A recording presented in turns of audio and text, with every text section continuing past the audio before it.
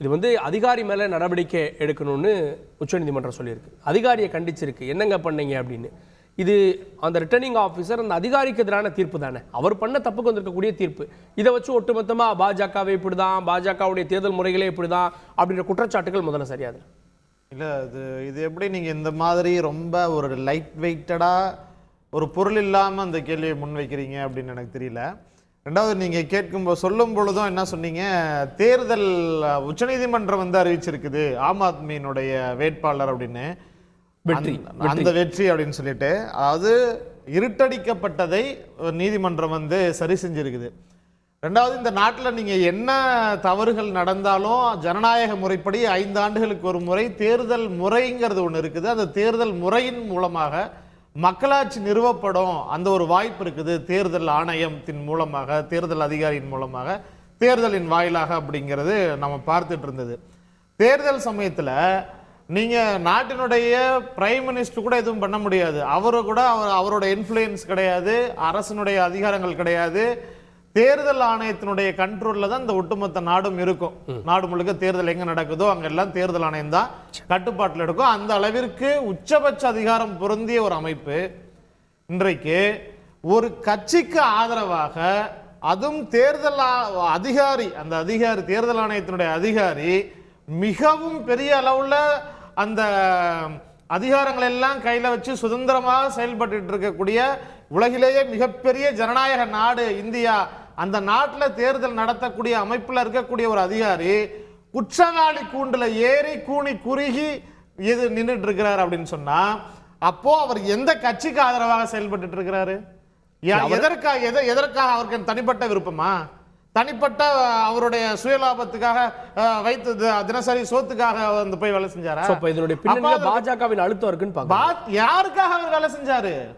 எந்த கட்சிக்காக வேலை செஞ்சாரு?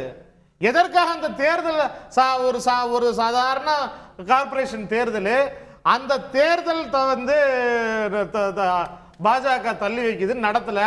நீதிமன்றத்தின் வாயிலாக போய் அந்த தேர்தல் நடத்தப்பட்டுச்சு. இப்ப நீதிமன்றத்தின் போய் அந்த வழக்கு நீதிமன்றம் நடத்துங்கன்னு சொன்னது பிறகு அந்த அளவிற்கு அங்க வந்து நீதிபதி சொல்லியிருக்காரு டிஃபேசிங் ஆஃப் டெமோக்ராட்டிக் அப்படின்னு அவருடைய தீர்ப்புல இருக்குது. என்ன டிஃபேசிங்னா, கொலை பண்ணிருக்கிறீங்க, ஜனநாயக கொலை பண்ணிருக்கிறீங்க, குரல் வலைய நெரிச்சிருக்கிறீங்க.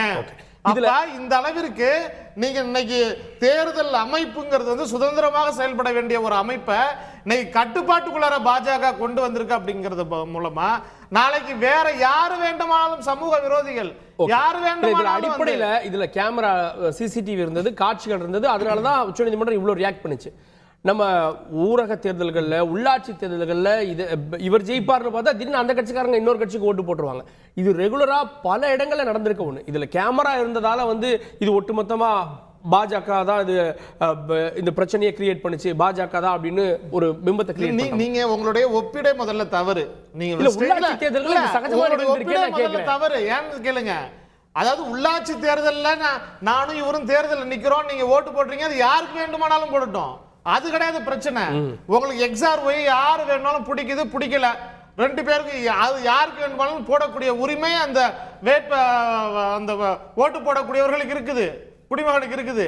அவங்க அது ஜனநாயக முறையில் நடக்காது. சரியா நடக்குதா நடக்கலையா அப்படிங்கிறது தான் பிரச்சனை.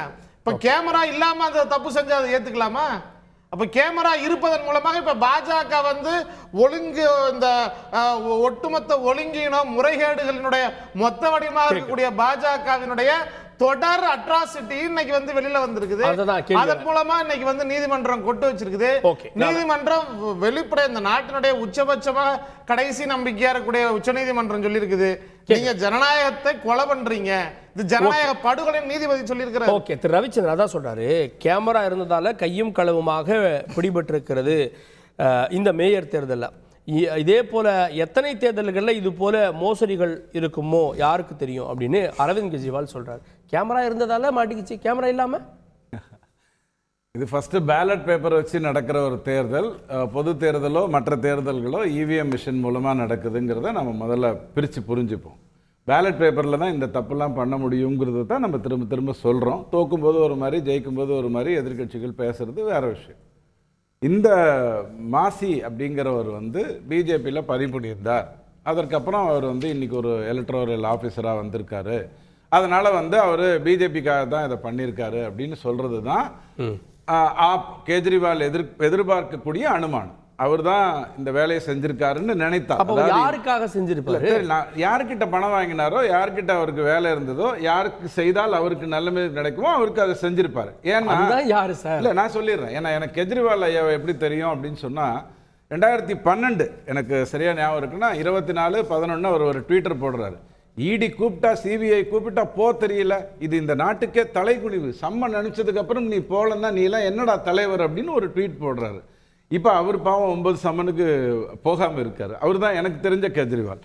ஸோ இந்த மாசி அப்படிங்கிறவரை யார் விலைக்கு வாங்கினாங்க? ஏன்னா ஒரு கேமரா இருக்கு, இத்தனை இருக்குன்னும் போது ஒரு அதிகாரி வந்து வெறும் இன்ட்டு போடுறதன் மூலமா ஒன்றத்தை செல்லா காசா ஆக்கிட முடியுமான்னு கேட்டா, ரைட். இப்போ நீங்கள் சுப்ரீம் கோர்ட் வந்து நேர்மையாக என்ன பண்ணியிருக்கு, 142 பயன்படுத்தி ராமர் கோயிலில் பயன்படுத்தின மாதிரி, இந்திய கிரிக்கெட் ஆணையத்தின் போது பயன்படுத்தின மாதிரி இப்போ வந்து அதை பயன்படுத்தி இந்த தீர்ப்பை சொல்லியிருக்கிறத நம்ம வரவேற்கணும். ஏன்னா நீதிமன்றம் சரியாக தான் பேசும், அதில் மாற்று கருத்து இல்லை.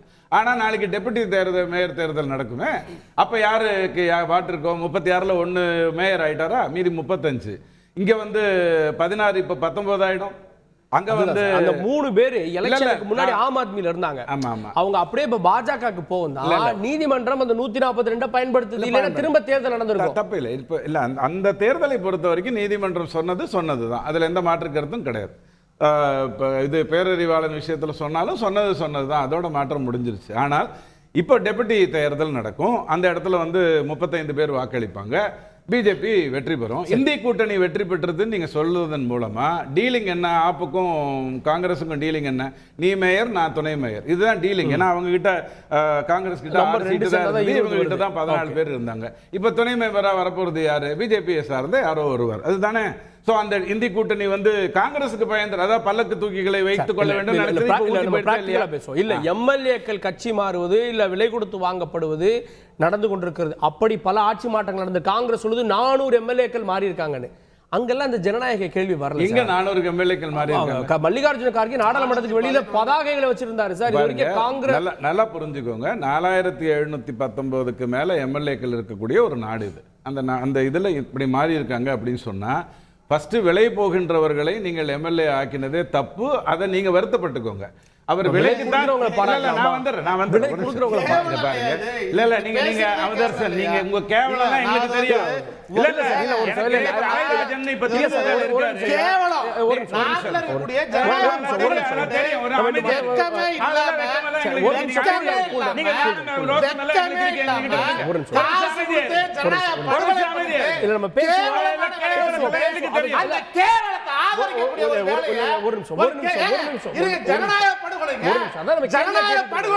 ஒரு கேவலத்தை ஆதரிக்க முடியாதுங்க. இல்ல ஒரு நிமிஷம், நீங்க சொல்ல வேண்டிய விஷயமே ஆதரிக்க முடியாது. அவர் தேவையில்லாம இதுக்குள்ள வராரு. அவருடைய வேலையே இதுதான். எங்கேயுமே பேச தெரியாது, விஷயம் கிடையாது. சும்மா கட்டல ஒரு இளவு தெரியாது. இதுக்கு நான் பொறுப்பு இல்ல. அவர் குடுக்குறாங்க அரசு விமர்சனம். ஒரு நிமிஷம் போட்டுட்டு வந்து தெரியும். ஒரு நிமிஷம் தெரியும். காசுக்கு கூலிக்கு மாறடிக்க முடியாது.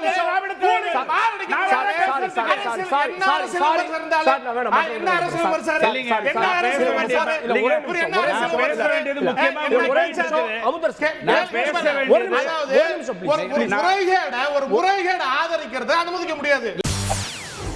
செய்திகளை உடனுக்குடன் தெரிந்து கொள்ள உடனே சப்ஸ்கிரைப் பண்ணுங்க.